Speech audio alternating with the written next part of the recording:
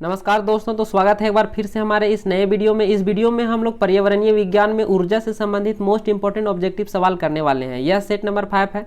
इससे पहले यदि आपने प्रीवियस वीडियो को नहीं देखा है तो उसका लिंक डिस्क्रिप्शन में दे दिया गया है, आप वहां से जा करके उन सारे वीडियो को देख सकते हैं। तो चलिए अब इस वीडियो को हम लोग शुरू करते हैं। इस वीडियो का जो फर्स्ट सवाल है वो कह रहा है कि पृथ्वी पर ऊर्जा का प्रमुख स्रोत है, और 4 ऑप्शन आपको दिए हुए हैं। ऑप्शन ए कोयला, ऑप्शन बी लकड़ी, ऑप्शन सी सूर्य, ऑप्शन डी पेट्रोलियम। आपको बताना है कि इन चारों में से ऊर्जा का जो सबसे प्रमुख स्रोत है वो क्या है। तो इसका जो करेक्ट ऑप्शन है वो है ऑप्शन नंबर सी, सूर्य। सूर्य क्यों? क्योंकि सूर्य जो है वो सौर ऊर्जा का एक बहुत बड़ा स्रोत है, इसीलिए पृथ्वी पर ऊर्जा का जो प्रमुख स्रोत है वो हो जाएगा आपका सूर्य। तो इसे आप याद रखिएगा। चलिए अब अगला सवाल की ओर बढ़ते हैं। सवाल नंबर 2। सवाल नंबर 2 कह रहा है कि नवीकरणीय ऊर्जा का एक उदाहरण नहीं है। ठीक है, नवीकरणीय ऊर्जा का उदाहरण नहीं है। नवीकरणीय ऊर्जा किसे कहेंगे? जिसका एक बार यूज करने के बाद दोबारा भी यूज किया जा सकता है, बार बार यूज किया जा सकता है। वैसा ऊर्जा स्रोत जिसे बार बार यूज किया जा सकता है, इस्तेमाल किया जा सकता है, उसे नवीकरणीय कहते हैं, नवीकरणीय ऊर्जा स्रोत कहते हैं। लेकिन यदि एक बार से ज्यादा अगर हम किसी ऊर्जा को उपयोग नहीं कर सकते हैं तो उसे हम लोग अनवीकरणीय कहते हैं। ठीक है, अनवीकरणीय ऊर्जा स्रोत आपको बताना है कि यहाँ पर कौन सा ऊर्जा का स्रोत है जिसे हम लोग एक बार से ज्यादा इस्तेमाल नहीं कर सकते हैं। तो चलिए देख लेते हैं। सबसे पहले ऑप्शन ए पवन ऊर्जा, ऑप्शन बी ज्वारीय ऊर्जा, ऑप्शन सी जल ऊर्जा, ऑप्शन डी है वो प्राकृतिक ऊर्जा। ठीक है, तो यहाँ पर देखिए आप पवन ऊर्जा को एक बार से अधिक इस्तेमाल कर सकते हैं, एक बार, 2 बार, 3 बार, आप पर डिपेंड करता है। लेकिन यहाँ जो ऑप्शन नंबर डी है इसका प्राकृतिक गैस जो है एक बार अगर आप इसका इस्तेमाल कर लेते हैं तो दोबारा इस्तेमाल कर सकते हैं? जी नहीं कर सकते हैं। तो इसीलिए इसका जो करेक्ट ऑप्शन है वो हो जाएगा ऑप्शन नंबर डी, प्राकृतिक गैस जो है वो एक और नवीकरणीय ऊर्जा का स्रोत है, ये नवीकरणीय ऊर्जा का स्रोत नहीं है। ठीक है, चलिए तो अब अगला सवाल के सवाल नंबर 3 कह रहा है कि ऊर्जा का सबसे सस्ता स्रोत है। ऊर्जा का सबसे सस्ता स्रोत क्या है आपसे पूछा जा रहा है, और आपको 4 ऑप्शन दिए हुए। ऑप्शन ए सौर ऊर्जा, ऑप्शन बी नाभिकीय ऊर्जा, ऑप्शन डी तापीय ऊर्जा, ऑप्शन सी जल विद्युत ऊर्जा। तो इसका जो करेक्ट ऑप्शन है वो ऑप्शन नंबर ए सौर ऊर्जा। क्यों? क्योंकि सन से हम लोगों को सौर ऊर्जा प्राप्त होती है, और यहाँ से जो सन से जो ऊर्जा मिलता है वो फ्री ऑफ कॉस्ट मिलता है। बाकी इसको हम लोगों को इसमें बहुत ज़्यादा खर्च नहीं लगता है, इसीलिए सबसे सस्ता जो ऊर्जा का स्रोत है वो सौर ऊर्जा को हम लोग कहते हैं। ठीक है, चलिए अगला सवाल की ओर बढ़ते हैं। सवाल नंबर 4 कह रहा है कि भविष्य का गैर परंपरागत मतलब वैकल्पिक, ठीक है, गैर परंपरागत का मतलब वैकल्पिक ऊर्जा का स्रोत है, कौन सा है? और 4 ऑप्शन आपको दिए। ऑप्शन ए टाइडल ऊर्जा, ऑप्शन बी नाभिकीय ऊर्जा, ऑप्शन सी बायोमास ऊर्जा, ऑप्शन डी हाइड्रोजन ऊर्जा। ठीक है, तो जो भविष्य में गैर परंपरागत ऊर्जा का स्रोत है वो हो जाएगा आपका, इसका करेक्ट ऑप्शन नाभिकीय ऊर्जा। ठीक है, इसका करेक्ट ऑप्शन नाभिकीय ऊर्जा है। चलिए अब अगला सवाल की ओर बढ़ते हैं। सवाल नंबर 5 कह रहा है कि प्रति व्यक्ति दैनिक ऊर्जा का खपत सबसे अधिक किस देश में होता है। ठीक है, 4 ऑप्शन आपको दिए हुए हैं। ऑप्शन ए में है आपका Bharat, option B Canada, option C England, option D America. ठीक है, तो प्रति व्यक्ति दैनिक ऊर्जा का खपत सबसे ज्यादा आपका अमेरिका में होता है। ठीक है, तो इसको आप याद रखिएगा, ऑप्शन नंबर डी इसका करेक्ट ऑप्शन है। ठीक है, चलिए अब अगला सवाल की ओर बढ़ते हैं। सवाल नंबर 6 कह रहा है कि ऊर्जा का पुनः चक्रण स्रोत है, दोबारा यूज किया जा सकता है, कौन सा ऊर्जा का स्रोत है? आइए देखते हैं। ऑप्शन ए है जीवाश्म ईंधन, ऑप्शन बी सौर ऊर्जा, ऑप्शन सी धातु, ऑप्शन डी जो है ए और बी दोनों। तो इसका जो करेक्ट ऑप्शन है वो हो जाएगा आपका सौर ऊर्जा। क्यों? पुनः चक्रण, एक बार से बार बार इसको यूज हम लोग कर सकते हैं। ठीक है, बाकी जीवाश्म ईंधन के साथ वैसा नहीं है, एक बार यूज कीजिएगा खत्म हो जाएगा। चलिए अब अगला सवाल की ओर बढ़ते हैं। सवाल नंबर 7 का रहा है पूर्ण जीवित ना होने वाला मतलब एक बार यूज किए और फिर दोबारा यूज नहीं कर सकते हैं, वैसा ऊर्जा का स्रोत है। ऑप्शन आपको दिया हुआ है। ऑप्शन ए जीवाश्म ईंधन, ऑप्शन बी सौर ऊर्जा, ऑप्शन डी पवन, ऑप्शन डी जो है उसका ए और बी दोनों। तो इसका जो करेक्ट ऑप्शन है वो हो जाएगा आपका जीवाश्म ईंधन, ठीक है, जीवाश्म ईंधन, इसका एक बार इस्तेमाल कीजिए फिर खत्म, दोबारा इस्तेमाल आप इसे नहीं कर सकते हैं। पूर्ण जीवित ऊर्जा का स्रोत ये नहीं है, ठीक है, पूर्ण जीवित ऊर्जा का स्रोत नहीं है, ठीक है, इसे हम लोग दोबारा इस्तेमाल नहीं कर सकते हैं। चलिए अब अगला सवाल की ओर बढ़ते हैं। सवाल नंबर 8, सवाल नंबर 8 कह रहा है कि कार्बनिक पदार्थों में निहित ऊर्जा कहलाता है। कार्बनिक पदार्थों में जो ऊर्जा रहता है निहित, उसको हम लोग क्या कहते हैं? ऑप्शन ए आपको दिया हुआ है भूतापीय ऊर्जा, ऑप्शन बी बायोमास ऊर्जा, ऑप्शन सी तापीय ऊर्जा, ऑप्शन डी पवन ऊर्जा।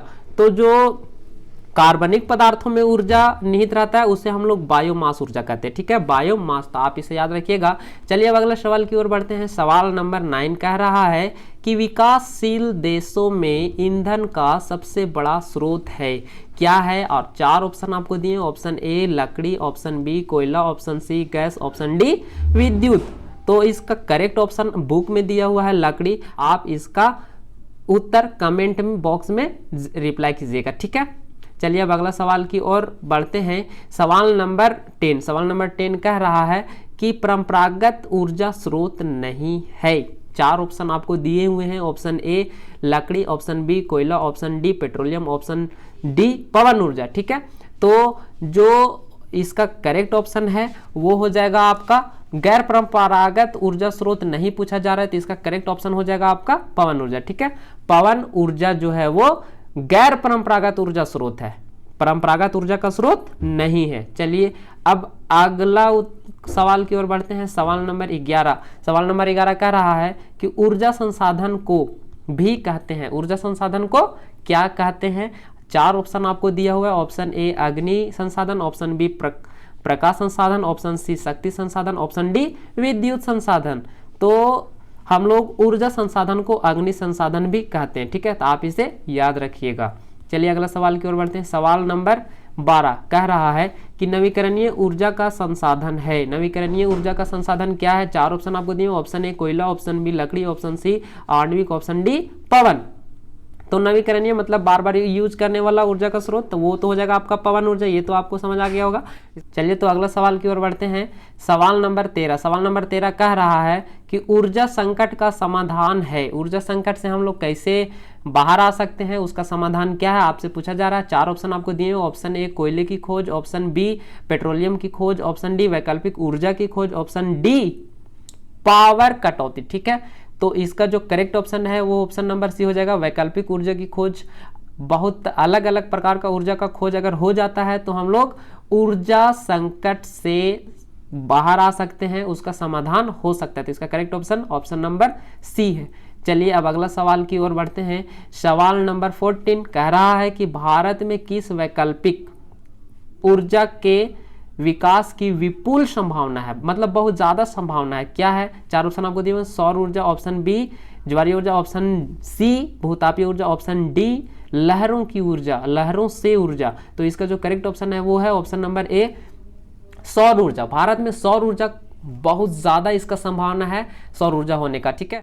चलिए अब अगला सवाल की ओर बढ़ते हैं। सवाल नंबर 15, सवाल नंबर 15 कह रहा है कि भारत में भूतापीय ऊर्जा के विकास की संभावना किस क्षेत्र में है, ठीक है। और ऑप्शन आपको दिए हुए, ऑप्शन ए उत्तर पश्चिमी हिमालय, ऑप्शन बी गंगा का मैदान, ऑप्शन सी थार मरुस्थल, ऑप्शन डी इसका दक्षिण का पठार। तो इसका जो करेक्ट ऑप्शन है वो है ऑप्शन नंबर ए, ठीक है, उत्तर पश्चिमी हिमालय, ठीक है। यहाँ पर भूतापीय ऊर्जा का विकास की संभावना बहुत ज्यादा है, ठीक है। चलिए तो अगला सवाल की ओर बढ़ते हैं। सवाल नंबर 16, सवाल नंबर 16 कह रहा है कि भारत में शहरी कूड़ा करकट का आधारित पहला ऊर्जा संयंत्र कहाँ स्थापित किया गया है?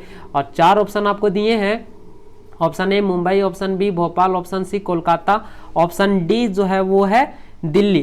तो मैं आपको बता दूं कि कूड़ा करकट सबसे ज्यादा कहाँ सबसे प्रदूषित है क्षेत्र? दिल्ली। तो यहाँ पर कूड़ा करकट का इस्तेमाल करके क्या किया जा रहा है? यहाँ आपका ऊर्जा संयंत्र स्थापित किया गया, कहाँ? हमारे दिल्ली में, भारत की राजधानी दिल्ली में। चलिए तो अगला सवाल की ओर बढ़ते हैं। सवाल नंबर 17, सवाल नंबर 17 कह रहा है कि भारत में पवन ऊर्जा उत्पादन के अनुकूल परिस्थितियां के इस क्षेत्र में, ठीक है, कहाँ पर अनुकूल परिस्थितियां हैं? और आपको 4 ऑप्शन दिए, option A Gujarat, option B पश्चिमी घाटी, option C Uttarakhand, option D Assam घाटी। तो इसका जो करेक्ट ऑप्शन है वो है ऑप्शन नंबर ए, गुजरात। यहाँ पर अनुकूल परिस्थितियां क्षेत्र है, ठीक है, कहाँ पर? गुजरात में। चलिए अब अगला सवाल की ओर बढ़ते हैं। सवाल नंबर 18 कह रहा है कि भारत में ज्वारीय ऊर्जा के विकास की अधिक संभावना की क्षेत्र कहाँ? ज्वारीय ऊर्जा का यहाँ पूछा जा रहा है आपसे। तो ज्वारीय ऊर्जा कहाँ है? ऑप्शन दिया हुआ आपको कन्याकुमारी तट, कावेरी मुहाने पर, सी इसका दिया हुआ है खंभात की घाटी, ऑप्शन डी इसका दिया हुआ है कृष्ण मुहाने पर। तो इसका जो करेक्ट ऑप्शन है वो है ऑप्शन नंबर ए, कन्याकुमारी पर तट पर, कन्याकुमारी तट पर जो है वो ज्वारीय ऊर्जा का विकास की अधिक संभावना है, ठीक है, आप याद रखिएगा इसको।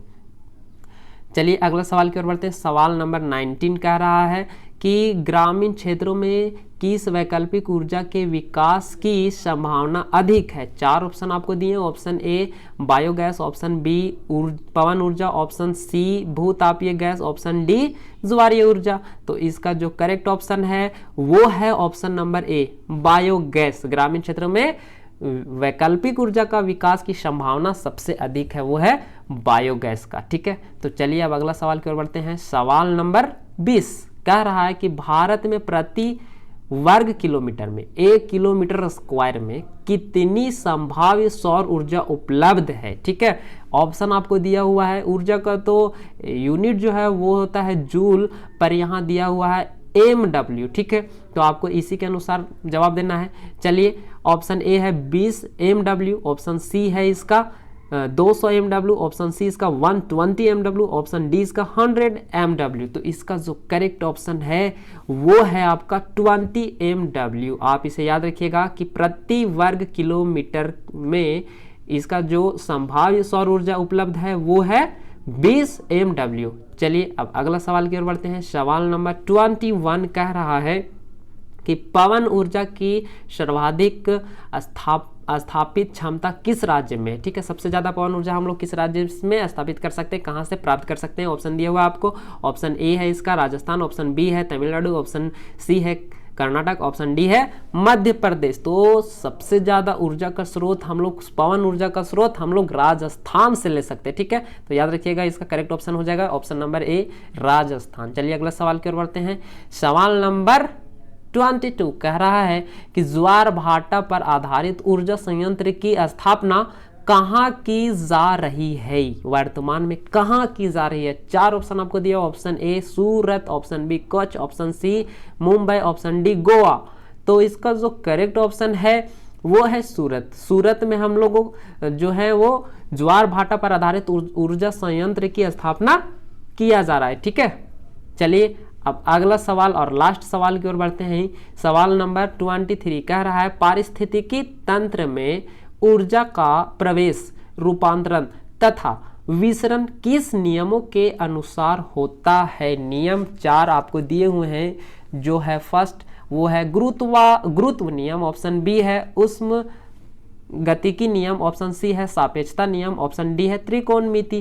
तो इसका जो करेक्ट ऑप्शन है वो है उष्म गतिकी नियम, ठीक है, उष्मा गतिकी नियम। तो इस प्रकार हम लोगों ने इस वीडियो में ऊर्जा से संबंधित मोस्ट इंपोर्टेंट 23 क्वेश्चन किया है, जो आपको एग्जाम में इन्वायरमेंटल साइंस सेमेस्टर 2 का जो एग्जाम होता है उसके लिए ये तो बहुत ज़्यादा वरदान साबित हो सकता है, ठीक है, क्योंकि ये गेस्ट पेपर का सारा सवाल किया हुआ है। तो ठीक है, फिर अब हम लोग मिलते हैं नेक्स्ट वीडियो में। तब तक के लिए अपना और अपनों का ध्यान रखिए। धन्यवाद।